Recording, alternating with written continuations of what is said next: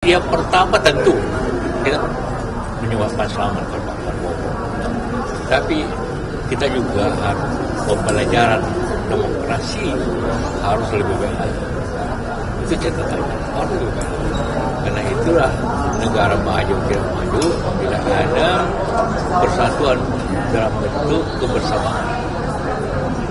Pak, ini kan paslon Pak Prabowo dan Pak Gibran ini kan sudah menjadi presiden dan wakil presiden terpilih.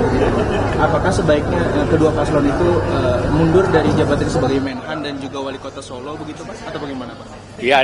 Dia baru wapres terpilih, ya kan?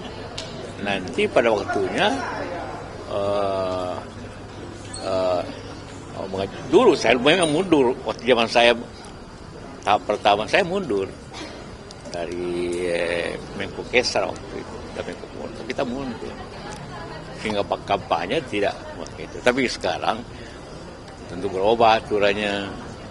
Tapi dia baru terpilih bukan presiden, tidak apa-apa. Pak, ada Erwin Aksa katanya mau masuk pilkada DKI ya Pak? Benar nggak Pak? Saya tidak tahu, tanya sama dia lah.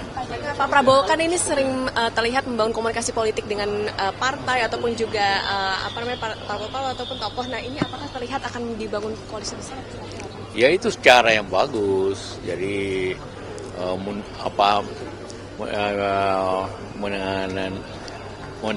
menuju ke kebersamaan persatuan yang baik bangsa ini, karena bangsa ini kan terlalu besar untuk ditangani sendiri, dan supaya tapi bagaimana perlu juga ada posisi supaya ada mengoreksi, tapi perlu juga pemahaman seperti saya katakan, politik memang masalah, tapi kondisi masyarakat dan apa yang kita hadapi bisa lebih berat daripada masalah politik.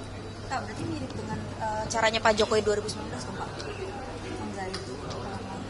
Iya, semua begitu. Memang semua pemerintah itu bagaimana mayoritas di DPR. Karena kalau tidak mayoritas, pemerintah juga tidak akan jalan mulu. Saya juga mengalami waktu saya 2004, lain lagi saya berkampanye menjadi ketua Golkar. Berarti partai selalu lebih bersatu lagi.